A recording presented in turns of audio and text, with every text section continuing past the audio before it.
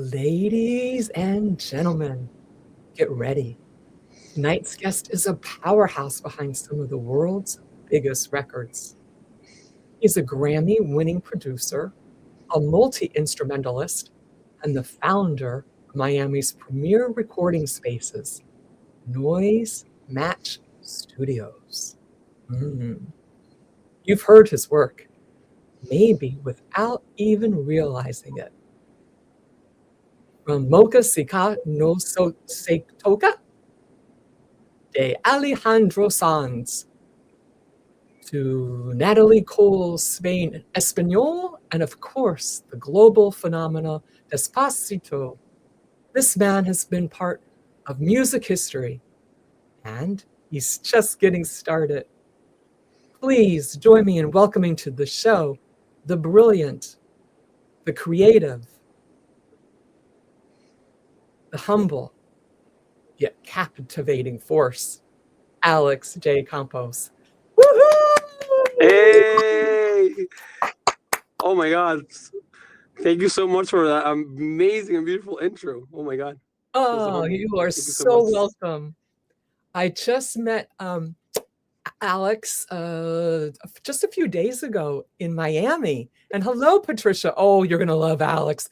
Patricia plays the drums too. Oh my goodness. Oh, no way. Nice. And she's an artist. She's got stuff at the Louvre and the Vatican. She is amazing. Oh, wow. So shout out to Mike, Dina, and Ali for VIP Ignite for this amazing introduction to Alex J, who captivated me immediately when he talked to me in my eyes, looking into my soul like I was the only one in the room. And we had an amazing conversation, and we'll share some of it with you now. So Alex, let's start at the beginning. How did music first enter into your life? Music? I mean, it's been in me since before me, I guess, because my mom, she was super into music. She was, she wanted me to be a drummer. So songs I can remember, I was always musical. I think there's an anecdote, a pretty nice one from my grandma when I was 2 years old. She put like Stravinsky's Firebird. I don't know if you know that piece, or it's very popular classical piece by Igor Stravinsky. It's a composer, and they knew I had the music thing in me because listening to it once, I was already humming like some of the melodies and stuff, and they're like, okay, wow, there's something there, and and then just so it's always been a part of everything. I mean, it's so funny because I find myself like driving without music, and when I'm with people, they're so weirded out by it. They're like, why are you driving without music? It's like, well, imagine you had a radio, right, that never stops. That's kind of what it feels like. So I hear music in everything, like when you open a door, when the car passes by, when you hear the AC. Like I just it's one of those things. Like even if I turn off all the music, I still have some music right here going all the time. So it's kind of funny because I love to do that experiment sometimes. So I'll just be driving and I'll compose songs in my head, or I'll be singing stuff in there.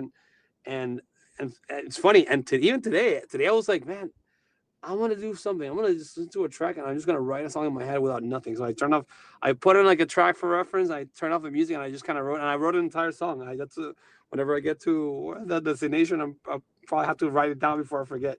But yeah, it's kind of like, always been there, part of my language, my entity, but yeah. So, and then I had, amazing, an amazing family, big support, that they not only fostered it, but they encouraged me to go do, pursue that, whatever that was, whether it was, playing instruments or listening to music and going to concerts and taking music lessons. Like, I'm still blessed to have all their support. Yeah. It's a beautiful life, living your dream and your passion. Oh, you studied music and jazz at the University of Miami. How did that experience shape your approach to music? I saw your little Miami diploma there on your wall, and yeah. There, so nice. The whole thing was funny because I when I was starting the music journey, like seriously, I was like 15, because I've been playing music for like really since age 12 when I started playing drums, and I started getting kind of serious at age 15. I played guitar and bass and singing, but went to a summer program in Berklee College of Music. Like it was like a summer program, Mm-hmm. and Nice. then I said, oh, I looked up to a lot of musicians, but especially the drummers, and I said, wow, like what do all my idols have in common? They all play jazz. And I'm like, I don't know what jazz is, but I want to find out. And it literally as basic as that. So I got deeper and deeper in it, and so I did 2 years at Miami-Dade College, which I love them. I love the program, and the director there, Mike DeLito, which to this day, uh, amazing human being, an amazing person, and kind of gave me a platform to really start getting into it heavily because he saw my interest in that world.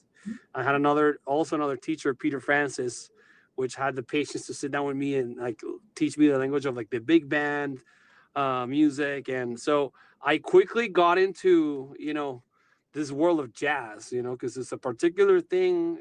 It's like one of the biggest languages in music besides classical music. It's kind of like the other side of there's just so much to learn, so much to study and live through music. So I decided to just kind of learn from people that were masters at that. And fast forward, like, so I went to Miami-Dade College for 2 years, ended up playing at the Umbria Jazz Festival in Italy. It's one of the biggest jazz festivals in the world, which was pretty incredible because we mostly performed original material. So it was kind of like a super dream for me, for like, hey, I want to play jazz, and now I'm like literally a song I wrote in my room.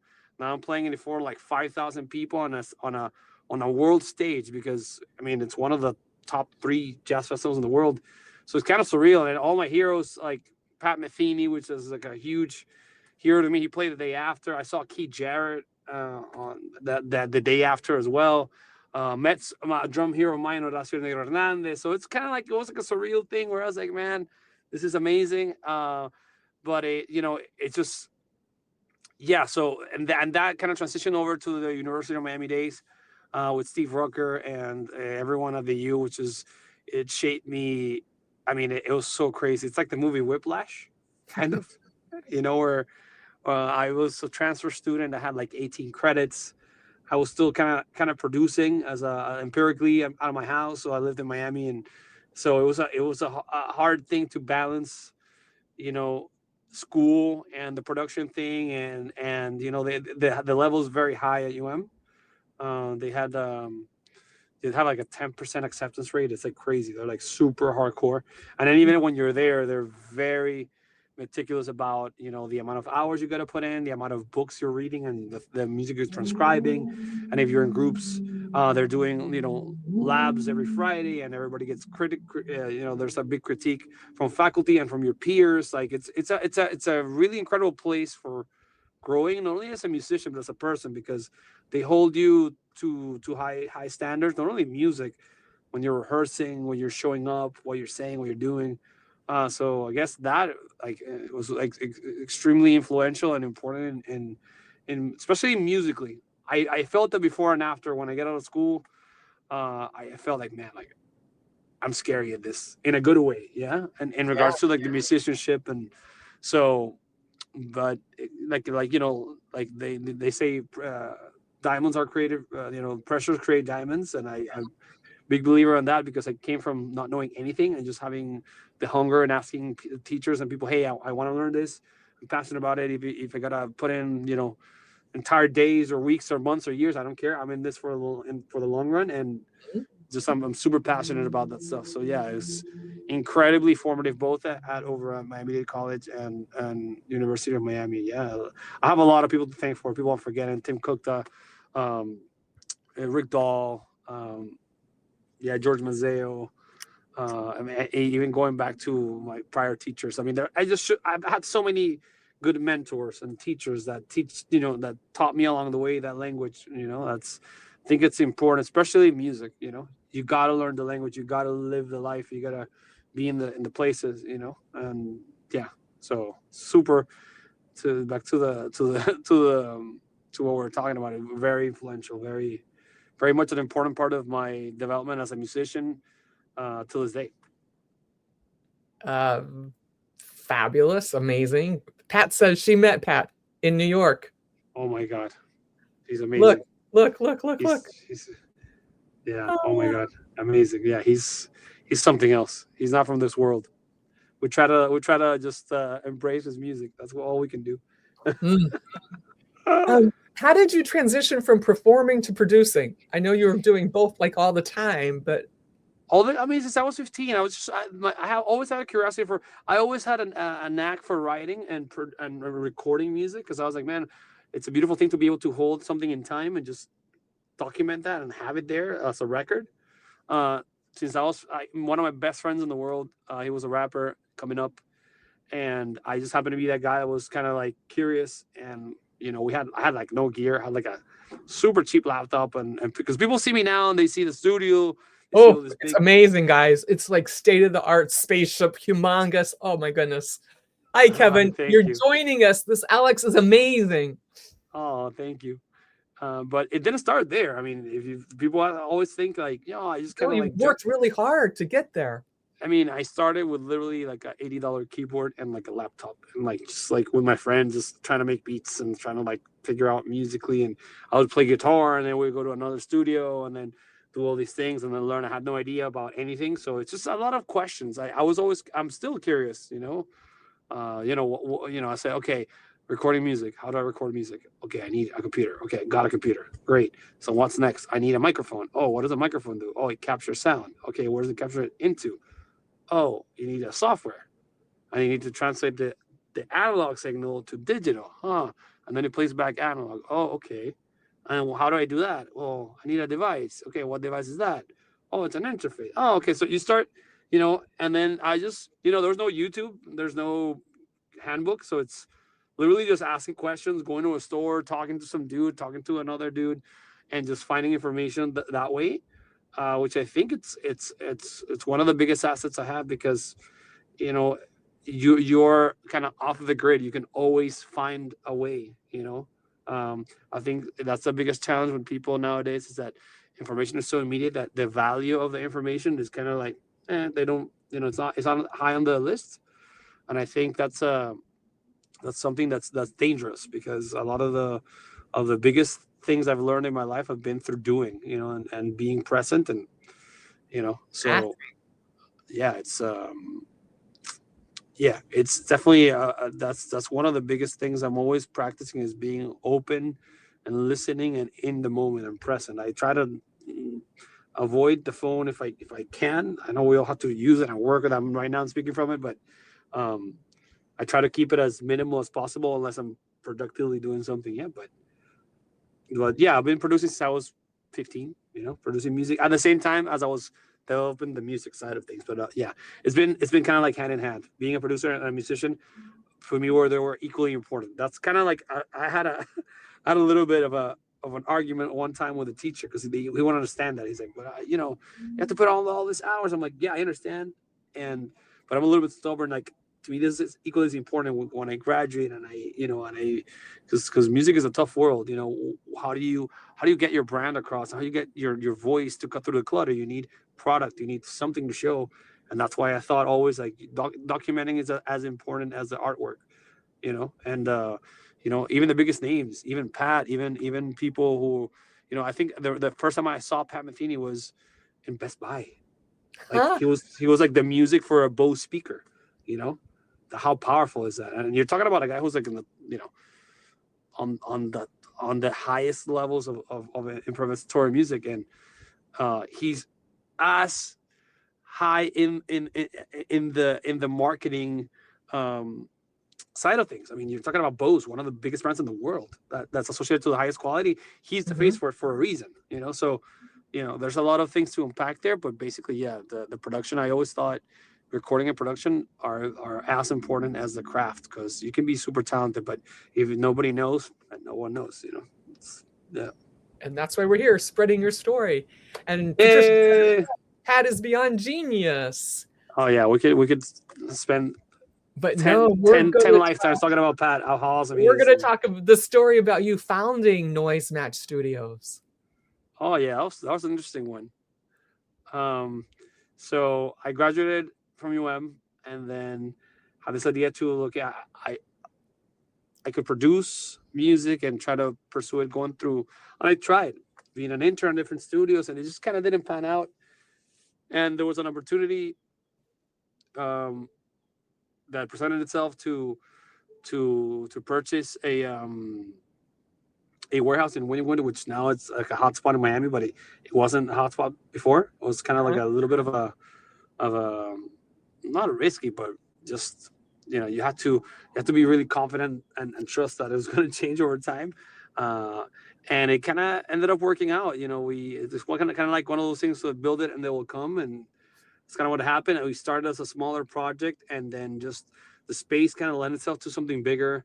At the time, the viability of the project was, it enabled us to do something bigger and do a big space and kind of cater to like a high end, the high end part of the market in music. So I had a lot of people that were up and coming like me that were in labels and that were doing all their things in music. So that kind of helped me, connect with super high level people early on. Mm. Uh, and yeah, and and what a funny, like they say your network is your net worth. I mean, that is, I mean, So true. basically, I mean, I'll tell you that one of the biggest records that I was involved in. So, the Natalie Cole and Espanol record that came from my arranging teacher in the University of Miami, because I connection from that. They were looking for a studio that they didn't know Miami had. At the time, I had like a really cool room that was suited for a big band, and it ended up working out. So, I got to live her last record. Like, it was one of the most amazing experiences I've ever had, and it's unrepeatable because that's never going to happen again. And in a time where music is going to like home studios and everybody's overdubbing everything, and this was all live, and I even got to hang with her and record some vocals in the studio. She got excited. I thought she was going to do the vocals somewhere else, but she's like, oh no, let's do a booth. So we made this a makeshift booth in one of the hallways, and she recorded some vocals, and it was a beautiful experience. It was like an incredible experience. um and then I met Alejandro Sanz, which is our first gold record as a studio on the first project I ever did in the studio, and that came out of a tennis match because I have a friend that plays tennis with him, and my dad used to play professional tennis, and he said, "Hey, wouldn't it be cool if we all got together and played?" And long story short, not only did we play and we won, of course, um, Of but course. he was so nice. He was so nice because he caught me by surprise. He basically said, "Oh, look, Alex, I've heard you have a studio, blah blah, and you're opening it, and we hadn't even opened it." And like the day after, I got a call from an engineer from his side, and I didn't believe it was from him, and I tried calling them, and like they wouldn't answer, so I wouldn't know. And poor guy, I ended up holding this guy for like 30 minutes outside my studio, which at the time it wasn't even open. It was just like a warehouse. Nobody knew what was going on inside. And next thing you know, the day after, there's John Mayer's drummer coming in from LA. There's this guy coming from Argentina, like one of the biggest names in Latin music. His bass players coming in. The director of the London Symphony, who's also producers, coming in. So all these like big shots are coming in, and there I am, like not knowing anything. Like I received the training for the console from the people from the UK. I bought a like solid state Logic like console. It's like a super high end recording console, and I had no idea what I was doing, but I just said yes. I mean, that's life. You just gotta hop on the trains as they come, if you can, Mhm. and then figure it out as you go. So yeah, I've just hopped on it, and it was great. And it had there was a lot of things happening that didn't go like nothing ever goes perfect, but I'm just glad that I was able to one be there and be a part of it and contribute to that. Yeah, and it killed me because I asked Alejandro, which is pretty much a superstar. He's like the Latin Sting, and I asked him, "Hey, so, but you have all these options. Like, why pick me, our studio?" And you know what he said? Hmm. Why not? It just killed me. It just like I was like, well, I did not expect that. He says, look, man, I'm gonna do my thing regardless. You have a beautiful studio. If it doesn't work out, I can re-record it. I mean, I don't have to, but if he basically run through all the contingencies that look, what worst case scenario is, I create a new friendship, a new relationship, I come up with an amazing record, and boom, the rest is history. And that's kind of what happened, you know. So he understood things at a higher level and kind of taught me a lot from that day. So a lot of the times, when I think about things, I always keep an open mind because you never know. You know, it's like, why not, right? Why not? And I feel like if the world moved a little bit more like that, a lot of things would be different in a positive way. And that was a big learning lesson on day one, basically on the first day of ever recorded music in my studio. That was pretty epic and something I'm super proud of for sure. Yeah. Lesson here, ladies and gentlemen, just say yes. Do it. Figure it out. And obviously you're connected. You've got the ignite in you. Yeah. Shout out to Mikey Pumpkin. What's up? Yeah. So one of the other little secret weapons you have is building trust with these artists. How do you do that? Besides those beautiful penetrating eyes. Oh, they don't trust me, man. I don't think no, you know what? I don't think a lot of I think one of those, it's not so much about trust, it's just so much about, I guess, yeah, trust is a big factor, but it's just being able to hang, just being able to be a human being, not being in the way, just being present. That's really it. It's being present, right? Actually, I just remember an anecdote in that session. There was a time where his assistant or somebody pulled a camera on and they took a picture with a flash, and like he turned around and looked at me, and it was kind of awkward because I was like, I guess he thought that I was like taking a picture, but without telling him or something. And then when the assistant went, no, I was me that took the picture, right? Because I respect privacy. I'm I don't tell people anything until like the session ends, or I ask them, hey, can I do this? Can I do that?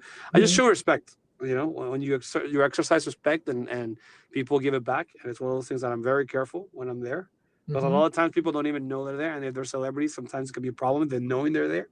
So I always try to be mindful of like, hey, can I say this? Can I do this? Can I blah blah blah? So I guess that is a form of respect that is kind of implicit. It's just kind of, they understand if you can be like that, and you're very mindful and aware of what's happening in this situation. I think that just gets you a spot in the comfort zone, and that's important because it's very personal when you're doing the studio. I mean, you're isolated from the world. It's like soundproof. You're like a very small group of people, and you're defining something. Whether you're just in the room listening, you're part of that experience.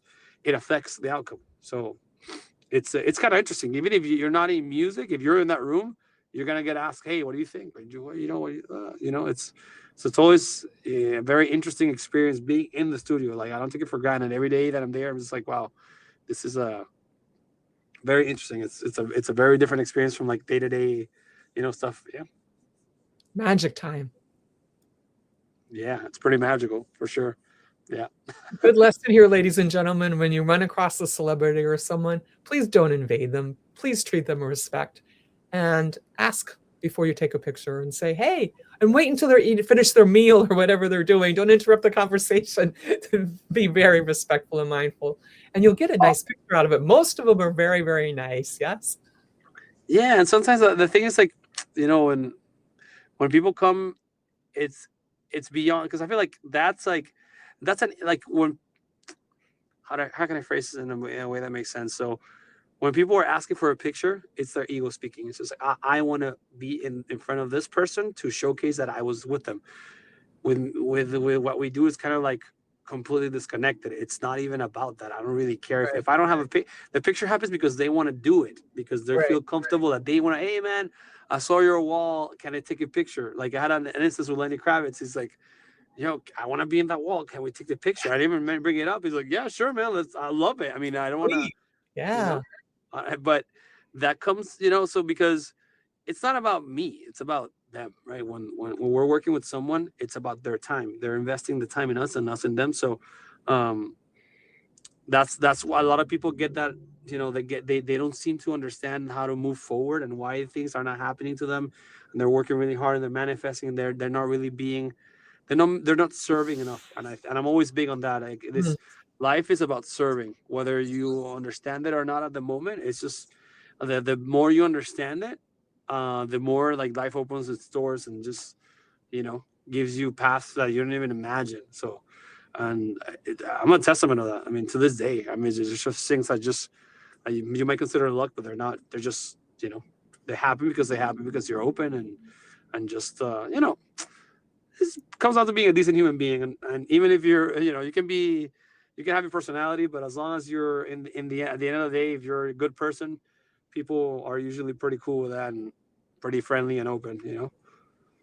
Yes, and it makes life so much nicer if we all did it every day, all the time, and just are mindful. You know how much people smile when you hold the door for them, especially if they're like further away, or Yeah, cleaning I'm up after your. extreme. I'm extreme about that, but that's because I got an upbringing, pretty solid from mom. Shouts out to mom. Yeah, I'm that Shouts guy. out to mom, raise your right. Hi, mom. Love moms. Yeah, How do you balance technical excellence with creative intuition in your studio?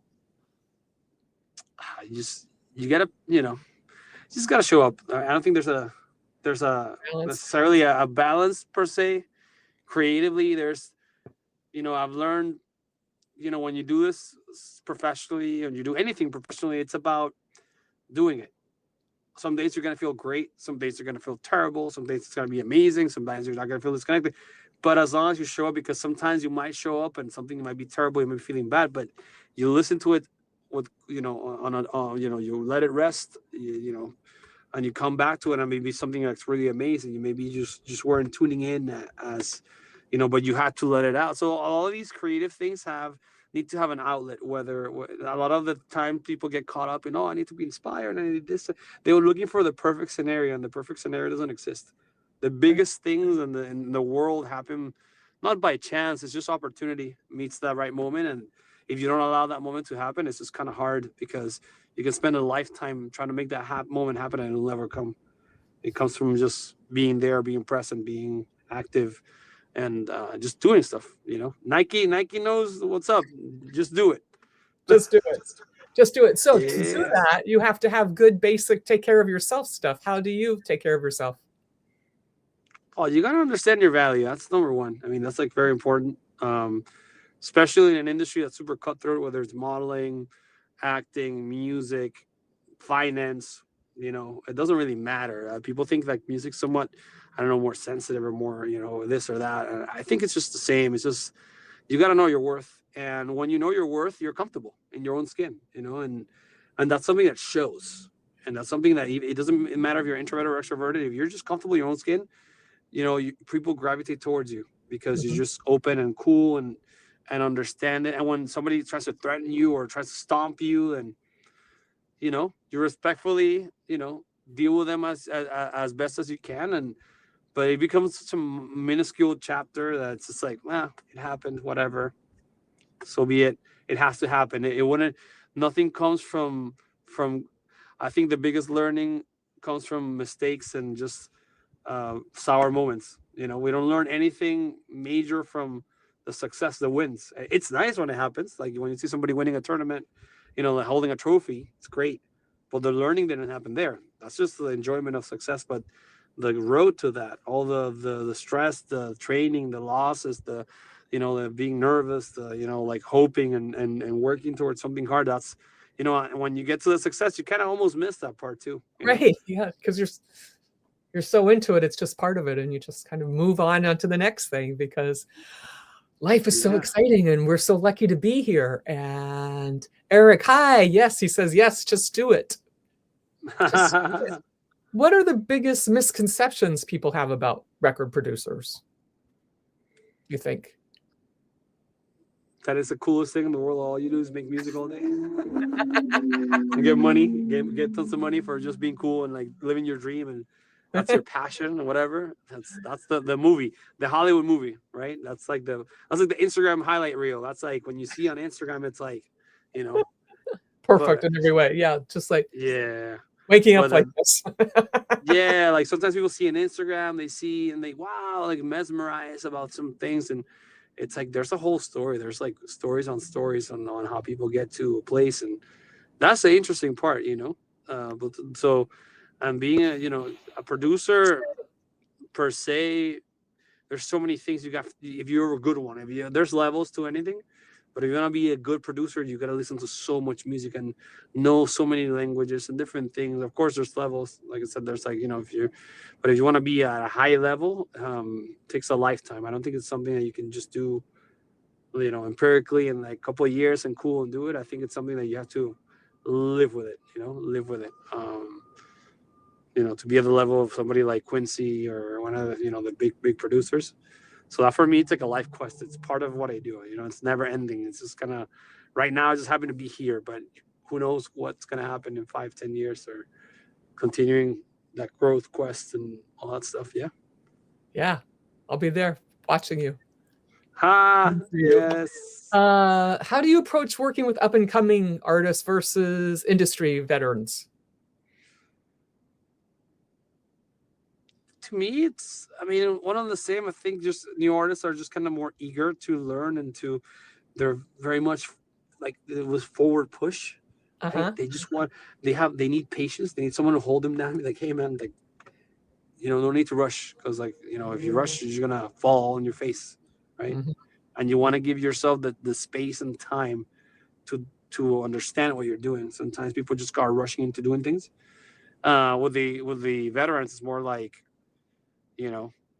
there's not a lot to do. It's just kind of like hang with them and watch them do their thing. It's like, cool. You need anything? You need coffee? You need water? Are you feeling okay? Great. Let's try this. Let's try that. And boom. And within 10 minutes, you have something amazing. I mean, that's, they paid their dues, so to speak. So yeah, it happens very fast. It's more a matter of like, wow, I was lucky to be there. Yeah.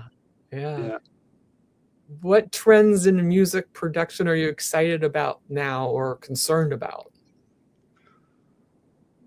I'm excited. I don't know. I'm not. Well, I don't know. It's kind of a weird. We're in a weird place right now with all the AI stuff. I'm very much a purist. So I am the Andrew Tate of music, I guess, in that way, that I'm a purist, and there's a high level of art there. So a lot of the tools that, for productivity, I think they're great. I think for music, they suck. I think they have their place for people who want to, you want to sketch an idea or whatever.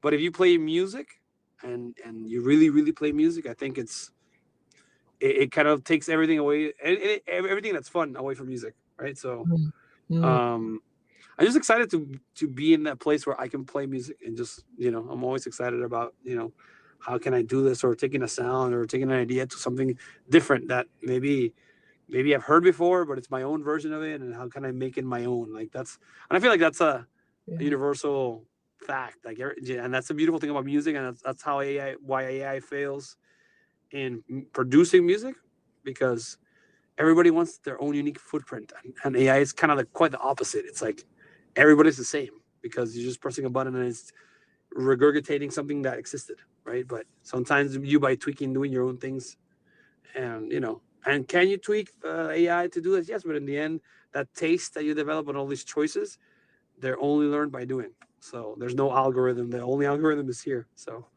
that's what I'm excited about, to see more people use that internal algorithm and do things that that just push the boundaries, and in that way, not using things as they are, as tools. So Beautiful. Who are some of the artists or producers who inspire you right now? Myself. No, I'm kidding. Yeah. I want to pull a Snoop Dogg. I want to thank myself for keeping up with me all these years. Nah, I mean, there's so much. I mean, you look at my Spotify playlist, and there's just so many, from like reggae to metal to Latin music to jazz to R&B, Brazilian music. I mean, it's so nice nowadays. You can just go to, and the algorithms are so nice. You select something and you can go on a quest of discovering endless amount of amazing music. But they're always the ones that stand out are the ones that are dedicated the most to their craft, and I'm like always a huge fan. But a lot of the people that I listen to now are either dead, or they're very particularly good at what they do, like in their genres of music. You know, like in reggae, like people are like Stephen Marley, huge fan. Bands like Tribal Seeds. In the metal scene, there's so many things. I don't know. I could go on forever. Like, I'm a big Slipknot fan. At the same time, I'm a big, Sting fan. I'm a big, fan of anything that has to do with jazz. So I'm terrible. I have so many influences. I couldn't tell you. I'm excited about everything. Every time I turn on the radio, it's something exciting. Yeah, except Yeah. for some Latin urban genres, which I'm not too keen on. But that's a whole different story. Yeah. You've helped shape the Miami sound. Where do you see the scene heading next? I don't know, man. I want to do my own scene. That's all I can say. I think it had its place and it's cool. It's gonna keep going, but yeah, it's interesting with Miami. Shifts a lot. Mm-hmm. The culture changes. I don't know, we're in a weird place. I don't know Miami particularly right now. There's always a big urban movement. There's always like a Latin movement. Yeah, let's see. I'm excited to see. At least in my corner of the world, I'm kind of like a little bit on my own island, so to speak, right? Beautiful, yeah. I'm kind of pushing my own way, but yeah, Miami always has something going on. I mean, it's a hot spot for many different things, and culturally, it's bound to, if people get together to create something amazing. And there's always something. I mean, there's local bands that are like incredible, like Suena Lo Sound System, Palo, you know, that are very unique. You would only see that in Miami, and I think that we need more of that to come through, because that's super. I mean, there's nothing that compares to live music and people, actual musicians doing their thing, and there's just so much talent in Miami, and I'm there's so many musicians that are incredible down here. I think it's more, we need to get together more and do more music, and do more of that. Yeah. Versus produce too much music or think about the product. I think the product comes second, but the music comes first. Yeah. So. Yeah. Patricia has a curious question for you. She's interested in what is your favorite drum kit? DW, Oh man, Pearl. you're gonna put me against the wall like that? No way. All of them. I love all of them. I love everybody. I love it. I mean, I love every single drum brand. I just happen to gravitate towards Yamaha because that's what I grew up with, and like I love Yamaha, but I also love Ludwig. I love DW. I love freaking Tama. I mean, they all have something special for me. But yeah, the sound for me, it's the Yamaha recording custom. That's what I have in the studio. Yeah, I grew up listening to like Vinny and Steve Gadd, and they all were like Yamaha guys. So that for me at the time was huge. But yeah, I can play anything. I love all the brands. Yeah, I know. And you love all the instruments too. Tell everyone how many instruments you play. I play basically anything that's not woodwinds or strings. But yeah, pretty much. Yeah, I try at least. You should see some his better studio. than others. Oh my gosh. And the new podcast studio. I should have done this podcast in your studio. What was I thinking? Estúpido la cabeza. That's very cool. So what's next for you? You got this new studio, new projects. What's your big dream? Oh man, you gotta stay tuned. You gotta follow me to see the journey. I'm not gonna give it away, but there's working on a couple of really cool music projects, and yeah, but it's gonna see, basically you're gonna see a lot of what I do, more of it. Yeah, as a performer, as a producer. I'm super excited about it. But yeah, the only way to find out is to follow me everywhere. Hey. And Eric, put up where they can follow Alex J, by the way. So add Alex J on Instagram. That's a good start always. Alex J on Instagram. Hear that, ladies and gentlemen?Alex J on Instagram. Yeah. And he's at noisematch.com. But Instagram is his jam, so hit up Instagram. And Eric, will you pop up those little pictures of when I met Alex, please? You can kind of see his studio a little bit in the background if you look in. Hey. So this is straight to his studio, and he was so charming. I think I took pictures of like 20 people as they came in. There it is. Alex J. There you go. Instagram. There we go. Go in right now and join in. And yes, here we are being James Bond. Woo! Yeah. Because he was Love amazing. that. I mean, look at this. And there was like, 20 other people in the room and woo! And here we are on the rooftop with Mikey. And it was a lovely evening. It was so wonderful for everyone to come out and meet everybody and chat and get to know each other. And there's the gold record. Woo! Yeah. Woo-hoo! Do you want to talk about that a little bit there? Oh man. Well, that's funny because it happened. The whole Despacito thing happened because I've known Luis Fonsi for a while. He's an incredible human being. Shouts out to Luis. And yeah, it's kind of one of those things that we were just recorded the song and then we posted the picture when we recorded, and then next thing you know, people were calling me, "Wow, man, I saw you. Remember that post that you posted in December? Song is going global," and then it became a global phenomenon. It's so funny because I don't think nobody would have imagined the level it was gonna. It became something kind of larger than life. At that point. But it's funny. It's so nice to see for Luis because he's such a hard worker. He's put in the work since he was like so young. And also that Yankees not the monster. He's like the Latin Michael Jackson in the urban world. I mean, he's super talented. People have no idea the magic that happens in so little time, and it's crazy to be a part of that. To it's almost surreal that when I was there in the room, I was like, wow, this is just such a treat and it was so well deserved too. Like people have traced a path in their career like through hard work and through doing stuff. So I can only be proud for them, and I'm glad to be a part of their process because I think that's the real magic there, that being embedded into someone else's vision like that, and being able to enjoy it with them in there. So, what words of wisdom do you have for young, aspiring recording artists so that they can be their best selves? Quit now while you're ahead. Become an influencer. Get out of here, man. No, I'm kidding. Yeah, it's getting harder than ever before.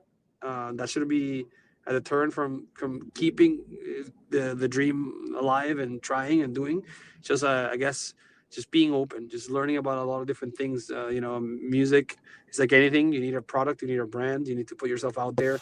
You need to have confidence. You need to build that vision before anyone believes in it, and no one's gonna believe in it more than you. So if you don't believe in it enough, and you don't think you're enough, there's a lot that you have to do in order to place yourself in a point where people will consider you important, because that's really the hardest thing. Is how do you do that? How do you become synonymous with what your dream is, right? And when people say, oh, he's the guy that's doing it, oh, that's the girl that's doing that, and that that should be your goal, that should be the end game. How do I do that? And that's built step by step. There's not a formula to it. Just gotta kind of work hard and just keep it present, and know that things might take time, and we were built with no patience. Like we want everything super fast and like, oh, I want to do this thing in 5 years. If it doesn't work in 5 years, I want to. You got to throw all those scripts outside your head.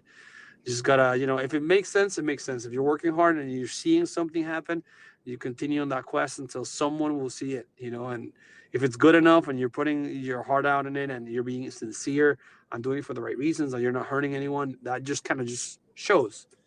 The passion shows, and nobody wins a world tournament without being a hometown hero. So you gotta start being your hometown hero, getting people to know you and love you. And if you do it well enough, it will start spreading on its own. And then the more you grow and supportive, you keep that attitude and you keep that open heart and open mind, things they'll happen, But the effort has to be consistent and the focus has to be consistent. And there's just so many shiny objects. You got to focus. And yeah, and just be around people that support that vision and people who know how to keep you in check too. Some people start getting success and they forget. And those are all kind of handbrakes that prevent you from moving forward even on a more aggressive level. And the highest performers are usually the most humble. At least from my experience, from having friends in sports at a high level to having friends in music at a high level, they're always the hardest working and the super humble. Yeah, you always stay humble and kind, like you. How do you do that? How do you do that? I don't know, man. I just like people. I like people. I like to, I'm I don't think too much about it. I just like honestly, I'm generally interested in what's going on. When I'm present, I'm present. Like here, I'm here. I'm not anywhere else. I'm not texting or looking at. I'm here. So I guess that's one of those things that a lot of people, maybe it's one of the things that have identified as something that's particular, that a lot of the people that don't, that get through life don't really, if you're not attentive, you're not present, it's hard because life can pass you by, and yeah, I don't know, it's just, yeah, I always like to meet new people, understand, why are we here, hear their stories, share things, because we're about stories. I mean, there's when you meet someone or you're talking to someone, there's not a single instance where you're not gonna talk about something that happened to you. It's so funny. Like once you start identifying it, it's like every time you hear a story, you're talking to someone, somebody says something, you're like, oh, by the way, because it's a thing. We're about story, we're about sharing. So I'm always very passionate about that interaction, about how I want to know. I want to know what's on the other side of that fence, and what's there. Just curious. And that's something that's always cool. And when people show that, it's nice to be around people like that. Because they're like, oh wow, yeah, let's talk about it. Yeah, well, how about what do you think? Or so Makes life so much more exciting. yeah. If not, it's like just like you're just going through life like freaking like I don't know like a stone somewhere. No, Patricia says, Alex, you are impressive. Must be a Virgo? When's your birthday? Virgo, no. Sorry, I'm a Cancer. When's your birthday? Yeah. July July 10th. July 10th. Aha. Yeah. Aha. No. Cancer. Wise voice. Truth. Great interview. Oh, Well, thank you, Patricia. you. Very nice. Thank you. Yes, yes, yes. And I know you have to run, but give us one good story for the world. One good story for the world. Yeah. In the words of Michael Jackson, heal the world, make a better place for you, for me. That's about it. Yeah, yeah. I mean, it's you just plant what you want to see. Like it's like life's like a tree. Like, what do you want to see? You want to see flowers? You want to see a crooked, tree that's dying? Like that. I guess a lot of those things happen by design. You're a master of your own destiny. There's obviously there's a word in Spanish which I'm trying to see if there's any translation, but it's beyond coincidence. It's like divine coincidence, like diosidencia, which is like coincidencia is coincidence, but diosidencia is like a divine godly coincidence, and those things don't happen by chance. They happen because they have to happen, and the more aware that you are with your own frequency and the frequency of success and happiness, I think those things just kind of like they're always there. It's like people say, oh, God willing, God always wants. It's us that we make it hard. It's just a matter of like being a person, not being an asshole, part of my French, just being present and being about life, because yeah, it's so short. We need to enjoy it. It's just don't get caught up in anything that's not gonna add to your life. I guess that's what I'm trying to say to myself. Even like the lowest of the lowest, you're like, man, I'm alive, I'm moving. There's always something to look forward to. I'm never bored. If you're bored, then maybe you're just not looking at the right place. There's always something out there. Always. Doesn't matter if you're young, you're old, you think life is over. There's always something. There's always something to be passionate about. And I'm a big believer in that, even though people try to, sometimes convince you otherwise. I think it's big. Always be passionate about something, and if you fall into a comfort zone, analyze why, and then find the passion, find it somewhere. It's there. It's always there. Yeah. The divine is all around you right now. You wouldn't believe it. You've got a halo. Oh yeah, look at that. Woohoo! It's so beautiful. Yeah. You see that, Patricia? Look at Patty. Look at that. He's got the Yeah. divine circling him with light and wisdom because he was so good to be on this interview with me. I want to also man, thank you for the invite. It's so nice of you. Yes. Cool. Oh my gosh. I was like, I didn't have some people had asked me, and I was like, I wasn't really feeling it. And then I met you, and I was like, And then you start talking about podcasts, and I didn't want to be rude. I didn't like bring it up or anything. I was just like, but then you gave me an opening there at the end, and I just went, and we were talking, Mike was standing there and we were just chatting, and I said, oh, well, talking about podcasts, how would you like to be on the Cynthia Manion Show? And he went, yes, just like he does. And look at where he is. God bless you. Thank you. That's so nice. You made my day, and it's just been fabulous. I can't wait to tell even more people about you because you are amazing. No, you're amazing. I'm just here for the right. You're amazing. I'm amazing. We're amazing. Hey. Guys, join with Instagram at AlexJ. And I also want to do a little shout out to Hilda of Eastport Kitchen because she helped me work on my Spanish today. And we made an agreement. I'll help her with her English. She'll help me with her Spanish. So there's hope. Nice. There's always hope. And nice. Thank you to VIP Ignite for the introduction and the wonderful event that you held with so many wonderful people to uplift us and make a new family. Have a great evening. Listen to this again, guys. Share it out. Play it. Tell your friends. Follow Alex J. And I'll see you next Wednesday at 7 p.m. Eastern Standard Time on The Cynthia Manion Show. Be good. Make good choices. Be your best self. Thank you so much. Thank you, Alex. Thank you, Cynthia. Nice to see you. Woohoo! Thank you, everybody.